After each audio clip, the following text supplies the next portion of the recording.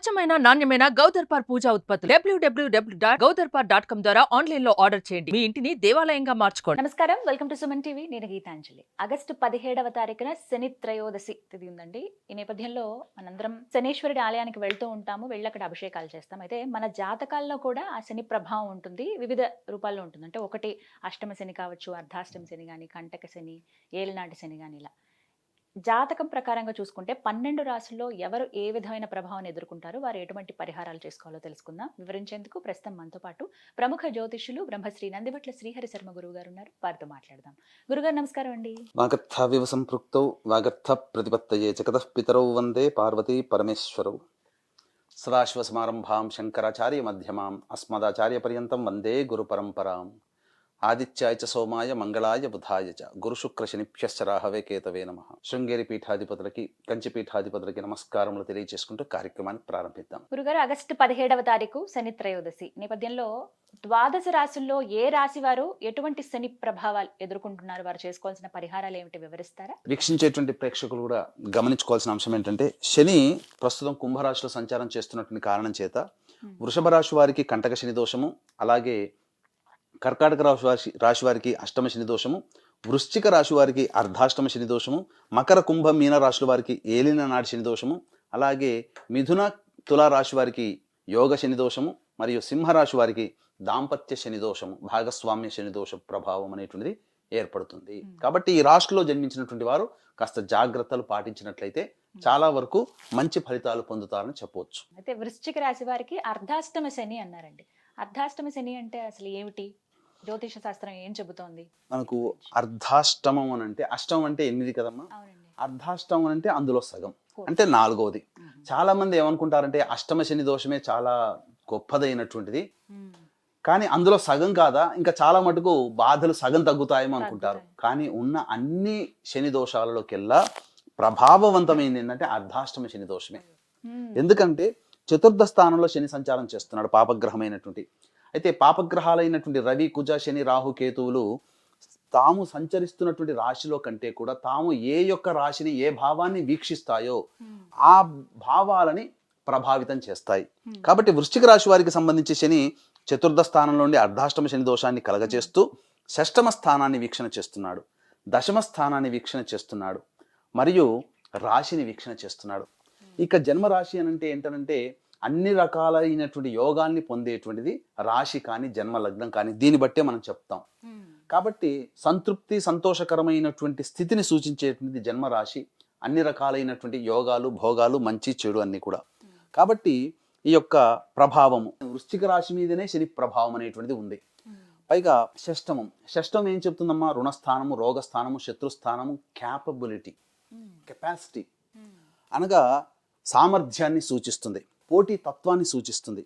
దశమం ఏం చెప్తుంది? వృత్తి, ఉద్యోగ, వ్యాపారము, చేసే ప్రయత్నము, కీర్తి ప్రతిష్టల్ని సూచిస్తుంది.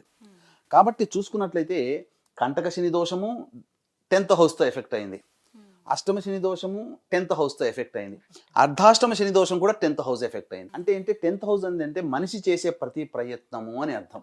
అంటే నిత్య జీవితంలో ఏ పని చేసినా, వృత్తి, ఉద్యోగ, వ్యాపారం చేసే ప్రతి పని కూడా ఈ యొక్క శని ప్రభావానికి గురవుతాయి. కాబట్టి ఇంతటి ప్రభావవంతమైనది శని దోషంగా చెప్పబడి ఉంది. కాబట్టి ఇక్కడ గమనించుకున్నట్లయితే రాశి కదమ్మా, ఇక్కడ బుద్ధి, ఆలోచన అన్నీ ఉంటాయి. మొత్తం ఆ మనిషి చేసేటువంటి ప్రతి ప్రయత్నం, ప్రతి క్రియ కూడా సూచిస్తుంది. ఏమవుతుంది? మందగామి అయిపోతారు. ప్రతిదీ కూడాను బద్ధకం పెరుగుతుంది, ఆలోచనలు తగ్గిపోతాయి, తర్వాత చూద్దాంలే, తర్వాత చేద్దాంలే అని దాటవేత వేస్తూ ఉంటుంటారు. షష్టమ స్థానం మీద కూడా వీక్షణ ఉంది. కాబట్టి ఏం జరుగుతుంది? ముఖ్యంగా చిన్నపాటి అనారోగ్యాలు పెరుగుతుంటుంటాయి. రుణస్థానం అనగా ఈ యొక్క వృశ్చిక రాశిలో వారు డబ్బులు ఇచ్చి డబ్బుని వసూలు చేసుకోలేకపోతారు, మాకు లేదా అప్పులు ఇచ్చిన వాళ్ళు వెంట పడుతూ ఉంటుంటారు, రుణములు అయిపోతుంటాయి. మన దగ్గర ఉన్నటువంటి సంపాదించుకున్న స్థిరాస్తులు అన్నీ కూడా వెళ్ళిపోతుంటుంటాయి. రోగస్థానం, చిన్నపాటి అనారోగ్యం. అలాగే శత్రువులు పెరుగుతుంటారు, ముఖ్యంగా అంతర్గత శత్రువులు, ఇంటర్నల్ ఎనిమీస్ అంటారు. మన ముందు మంచిగా మాట్లాడతారు, వెనకాల గోతులు తవ్వుతుంటారు. ఈ శని ప్రభావం వల్ల గత 1.5 yearగా ఈ యొక్క వృశ్చిక రాశి వారు ఇబ్బంది పడుతున్నారు. మళ్ళీ వచ్చే సంవత్సరం ఫిబ్రవరి వరకు కూడా ఈ యొక్క వృశ్చిక రాశి వారు ఈ యొక్క ఇబ్బందులు తప్పవు. సామర్థ్యం అనగా ఒక పని పూర్తి చేయాలనంటే మామూలుగా 50% 60%తో చేస్తే పని పూర్తి అవుతుంది. కానీ ఈ యొక్క వృశ్చిక రాశి వారికి 120% పెట్టినా కానీ పని పూర్తి కాదు. అంటే చేయాల్సిన ఎఫర్ట్ చాలా పెట్టాలి. ఇక దశమ స్థానం మీద ఎలాగో చూపిస్తుంది. కాబట్టి ఏమవుతుంది, ముఖ్యంగా ఆ యొక్క వృత్తి, ఉద్యోగ, వ్యాపారం అలాగే అవన్నీ కూడా కుంటుపడుతుండడం, ఉద్యోగ భద్రత లేకపోవడం, అలాగే వ్యాపారంలో సమస్యలు రావడం, వృత్తిలో సమస్యలు రావడం, ముఖ్యంగా చేసేటువంటి ప్రతి ప్రయత్నంలో కీర్తి ప్రతిష్టలు, అనగా మన మంచి పేరుకి ఎక్కడైనా కానీ ఇబ్బందులు అనేటువంటి ఎదురవుతూ ఉంటుంటాయి. కాబట్టి ఇక్కడ ఏంటంటే అన్నీ కూడా ఇంటర్లింక్ ఉన్నాయమ్మా. ఈ శని ప్రభావం వల్ల సామర్థ్యము లోపిస్తుంది, ప్రయత్నంలో ఆటంకాలు ఎదురవుతాయి, ఎటువంటి ఆలోచనలు కూడా సరిగ్గా చేసుకోలేకపోతారు. దీని ప్రభావం వల్ల వృశ్చిక రాశి వారికి, ముఖ్యంగా ఈ ఒక్క వృశ్చిక రాశి కూడా ఎటువంటి సంచారంలో ఉందనంటే గురుపాలిత రాశిలో వృశ్చిక రాశి ఉంది. కాబట్టి పైగా శని వక్రీకరించి ఉన్నాడు. కాబట్టి ఈ యొక్క వృశ్చిక రాశి వారికి అశుభ ఫలితాలు కొంత ఎక్కువగా ఉంటాయి. కాబట్టి దానికి తగ్గట్టుగా పరిహారాలు అనేటువంటి పాటించుకున్నట్లయితే చాలా మటుకు వచ్చేటువంటి ఇబ్బందులు, కష్టాలు, నష్టాలు ఈ యొక్క శని అనుగ్రహం వల్ల చాలా మటుకు తగ్గిపోతాయమ్మా. మరి వృశ్చిక రాశి వారు ఎటువంటి పరిహారాలు చేసుకోవాలండి? 17వ తారీఖున ఎలాగో శని త్రయోదశి ఉంది, ఆ రోజున ఏం చేయమంటారు? పరిహారాల్లో 2 రకాల పరిహారాలు ఉంటాయమ్మా. ఒకటి దైవ పరిహారం, 2 మానవ పరిహారం. మానవ పరిహారం అంటే మనుష్యులుగా మనం చేసుకోగలిగేటువంటి పరిహారాలు. దైవ పరిహారాలు అంటే మంత్రం యొక్క సహాయం తీసుకోవడం. మంత్రం బ్రాహ్మణాధీనం, తన్మంత్రం దైవాధీనం. కాబట్టి ఇక్కడ గమనించుకున్నట్లయితే ఈ 17వ తారీఖు రోజున మా పీఠం ఆధ్వర్యంలో సాయంత్రం 4 గంటలకి ఈ యొక్క శని త్రయోదశి సందర్భంగా వృశ్చిక రాశిలో, అనగా వృషభ, మిథున, కర్కాటక, సింహతుల, వృశ్చిక, మకర, కుంభమీన రాశిలో జన్మించిన వారికి శనిదోష పరిహారార్థమే శనీశ్వర హోమం, అఘోర పాశుపత మంత్ర హోమంతో పాటు విద్య, వివాహ, ఉద్యోగ, దాంపత్య, అనారోగ్య సమస్యల నివారణకి 18 రకాల హోమాదులు చేయించడం జరుగుతున్నాయి. మీ గోతనామాలతో కేవలం 1500 రూపాయల రుసుముకి. అలాగే ఒక్కొక్క క్షేత్రంలో మీ కుటుంబ సభ్యుల అందరి గోతనామాదులతో సంవత్సరం పొడుగుతా కూడా ఇటువంటి కార్యక్రమాల్లో మీ గోతనామాలు నమోదు చేసుకోవచ్చు. అవకాశం ఉన్న వాళ్ళు కార్యక్రమం కాంటాక్ట్ చేయండి. ఆ రోజున సాయంత్రం 4 గంటల వరకు, అనగా మధ్యాహ్నం 1 గంట వరకు మీ గోతనామాలు నమోదు చేసుకునే అవకాశం ఉంది. కాబట్టి సహకరించగలరు.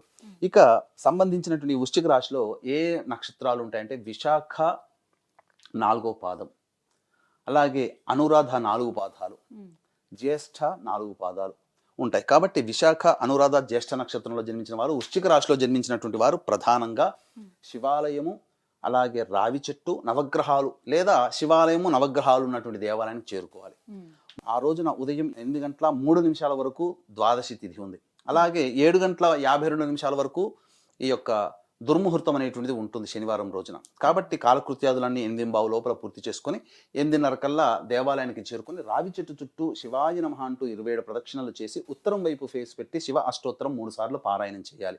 ఇక తదనంతరం నవగ్రహాల దగ్గరికి వచ్చిన తర్వాత శనైశ్వరుడి దగ్గరికి ఎదురుగా నిలబడి నమస్కారం చేసుకుని ఇనుప ప్రమిదలో నల్ల నువ్వులను వేసి నల్లబొత్తితో దీపారాధన చేసి శివాయ నమః అంటూ మళ్ళీ 27 ప్రదక్షిణలు చేసి నల్ల నువ్వుల నూనెతో శనైశ్వరుడికి అభిషేకము జరిపించిన తర్వాత అన్నము నల్ల నువ్వులు కలిపిన 8 లడ్డూలుగా 8 ముద్దలు ఆ యొక్క డొప్పలలో ఆ యొక్క శనైశ్వరుని దగ్గర నైవేద్యంగా పెట్టి ఆ డొప్పల్ని తీసుకుని వెళ్ళి ఆ నైవేద్యంగా పెట్టిన దాన్ని రావి చెట్టు మొదట్లో వేసి వెనక్కి తిరిగి చూడకుండా ఇంటికి వచ్చేయండి. మధ్యాహ్నం 1 గంట టు 2 మధ్యలో శనైశ్వర హోరం ఉంటుంది. కాబట్టి ఆ సమయంలో వృద్ధాశ్రమంలోని వృద్ధులకి కానీ, మానసిక శారీరక వికలాంగులకి కానీ తినే పదార్థాలు మీరు పంచిపెట్టండి. ఇక కార్మికులు, పారిశుద్ధ్య కార్మికులకి కనీసం తాగడానికి ఛాయ్కైనా డబ్బులు ఇచ్చేయండి, సరిపోతుంది. పెద్దగా ఖర్చు పెట్టుకోవాల్సిన అవసరం లేదు. ఇక సంధ్యా సమయం, సంధ్యా సమయంలో 5:30 నుంచి 6:30 మధ్య కాలంలో శివాలయానికి చేరుకొని అక్కడ ఆ శివుడికి అర్చన జరిపించుకోండి. అనగా నీలిరంగు చామంతి పుష్పాలతో కానీ, లేదా శంకు పుష్పాలతో కానీ, లేదా మారేడు దళాలతో కానీ మీ గోతనామాలతో అర్చన జరిపించుకోండి. ఈ విధంగా చేయడం వల్ల శనైశ్వరుని యొక్క ప్రభావం వల్ల కలిగేటువంటి సమస్యలు చాలా మటుకు తగ్గుముఖం పడతాయి.